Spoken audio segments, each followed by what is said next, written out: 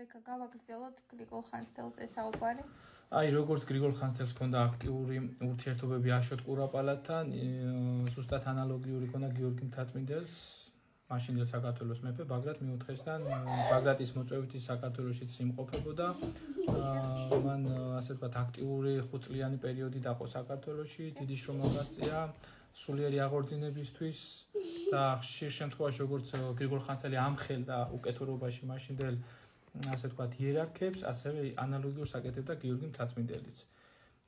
ასევე შეგვიძლია ვთქვათ, რომ გიორგი მთაწმინდელის მოღვაწეობა იმითაც მნიშვნელოვანია და ამითაც შეგვიძლია დავაკავშიროთ წმინდა გრიგოლის ცხოვრებას, რომ ეწეოდა ძალიან დიდ ასე ვთქვათ შემოქმედებით საქმიანობას, იყო თარგმნელი, მაგალითად ძალიან ცნობილია მისი დიდი სვინაქსარი, სადაც მთელი წმინდანების ცხოვრება მაშინ ეს პირველი იყო საქართველოს. როგორც გრიგოლ ხანძთელმა წელიწადო იადგარი შეადგინა.